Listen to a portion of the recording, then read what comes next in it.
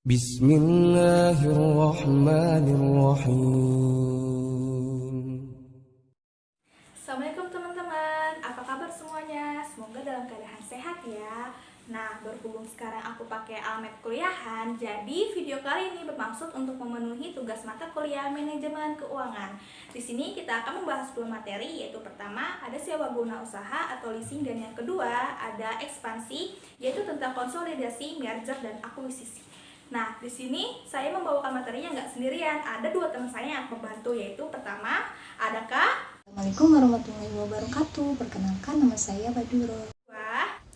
Assalamualaikum warahmatullahi wabarakatuh. Perkenalkan, nama saya Eva Juniarti.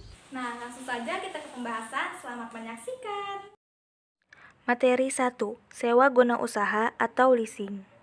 Pengertian sewa guna usaha atau leasing menurut keputusan Menteri Keuangan, leasing adalah kegiatan pembiayaan dalam bentuk penyediaan barang modal baik secara sewa guna usaha dengan hak opsi maupun sewa guna usaha tanpa hak opsi untuk digunakan oleh lessee selama jangka waktu tertentu berdasarkan pembayaran secara berkala. Pihak-pihak yang terlibat dalam leasing. 1. Lessor, yaitu perusahaan leasing atau pihak yang memberikan jasa pembiayaan kepada pihak lessee dalam bentuk barang modal. 2. Lessee, yaitu perusahaan atau pihak yang memperoleh pembiayaan dalam bentuk barang modal dari lessor. 3. Supplier, yaitu perusahaan atau pihak yang mengadakan atau menyediakan barang untuk disewakan kepada lessee dengan pembiayaan tunai dari lessor. Dan yang keempat, bank, yaitu pihak yang tidak terlibat secara langsung dalam leasing, tetapi menyediakan dana bagi lessor atau supplier. Ciri kegiatan sewa guna usaha. 1. Perjanjian antara lessor dengan lessee. 2. Berdasarkan perjanjian sewa guna usaha, lessor mengalihkan hak penggunaan barang kepada pihak lessee. 3. Lessee membayar kepada lessor uang sewa atas penggunaan barang. 4. Lessee mengembalikan barang tersebut kepada lessor pada akhir periode yang ditetapkan lebih dahulu dan jangka waktunya kurang dari umur ekonomis barang tersebut. Teknik pembiayaan leasing. Pada dasarnya, leasing mempunyai dua macam tipe dasar, yaitu 1. Lessee operasi, disebut juga lessee jasa, sebab pihak lessor menyediakan pembiayaan sekaligus juga biaya pemeliharaan aktiva. 2. Lessee keuangan. Berbeda dengan lessee operasi, lessee keuangan tidak memberikan jasa pemeliharaan, kontrak tidak dapat dibatalkan, dan diamortisasi penuh. Berikut adalah mekanisme transaksi leasing. 1. Lessee mulai menghubungi supplier untuk membuat perjanjian mengenai jenis barang yang diinginkan, waktu pengiriman, serta jaminan atas barang yang di-lessee. 2. Lessee melakukan negosiasi kepada lessor. 3. Lessor mengirim komitmen letter kepada lessee. 4. Penandatanganan kontrak leasing. 5. Pengiriman order beli kepada supplier. 6. Pengiriman barang. 7. Penyerahan dokumen oleh supplier. 8. Pembayaran oleh lessor kepada supplier. Dan yang 9. Pembayaran sewa secara berkala. Keunggulan dan kelemahan leasing. Leasing memiliki keunggulan yaitu 1. Tidak diperlukan pengeluaran kas negara. 2. Leasing memuaskan untuk memenuhi keperluan permesinan yang bersifat sementara dan memberikan fleksibilitas dalam operasi.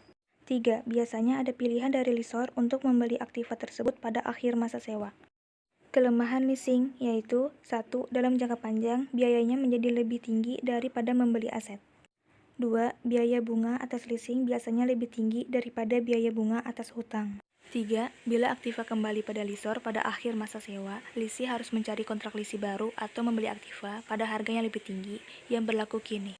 Contohnya ialah, untuk memenuhi tingginya kebutuhan transportasi dalam masa liburan, PT Lorena Transport membutuhkan 1 unit bis tambahan.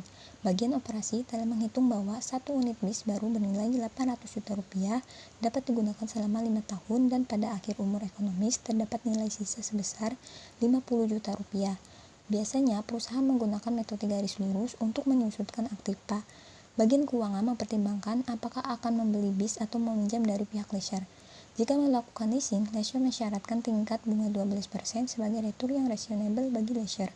Pembayaran leasing untuk aktiva tersebut akan dilakukan selama 5 tahun.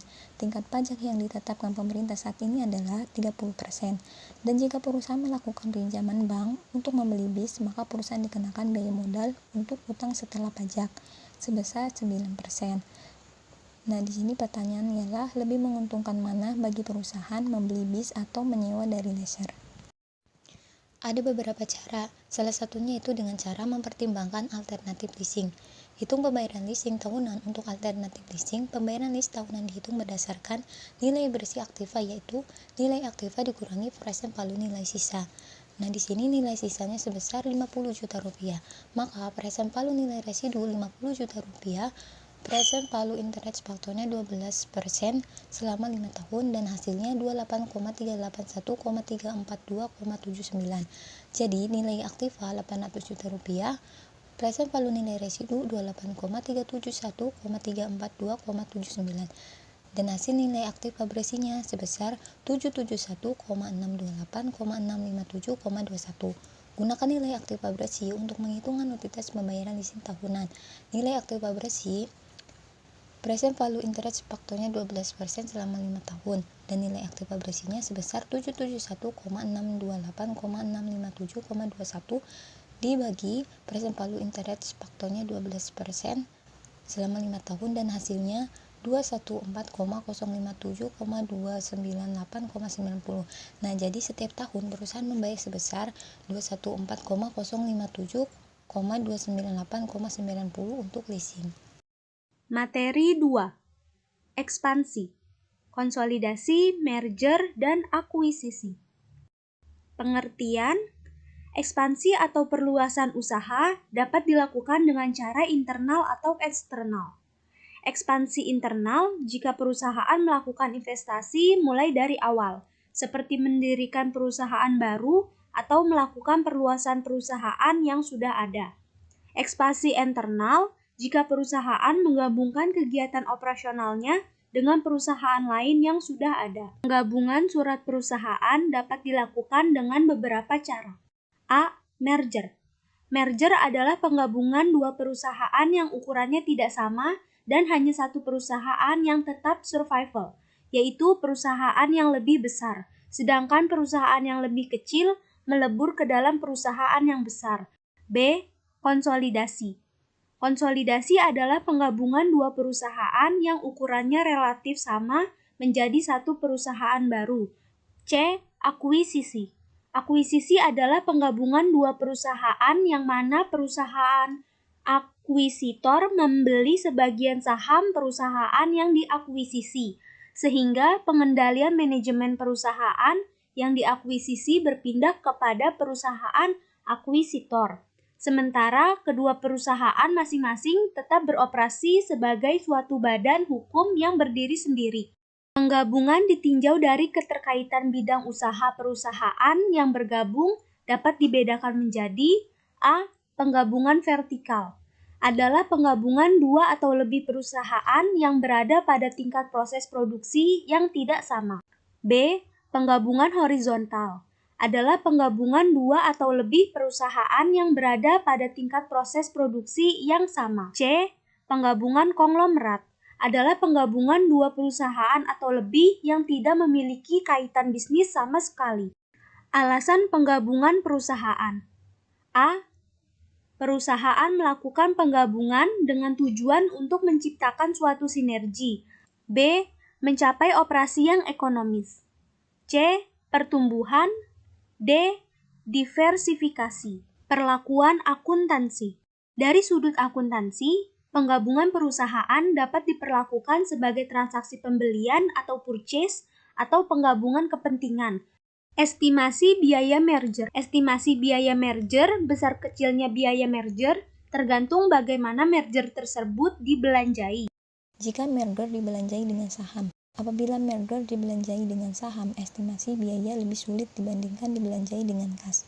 Sebagai contoh, jika perusahaan A menawarkan sebanyak 16.000 lembar sahamnya sebagai ganti dari kas Rp1.200.000 karena harga saham perusahaan A 75 sebelum pengumuman merger dan saham perusahaan B mempunyai nilai pasar Rp900.000, maka biaya merger cost sama dengan Rp16.000 dikali 75 dikurangi Rp900.000 dan hasilnya Rp300.000. Namun demikian biaya tersebut belum tentu sama dengan biaya yang sesungguhnya. Hal ini karena nilai saham perusahaan A dan B kemungkinan mengalami perubahan.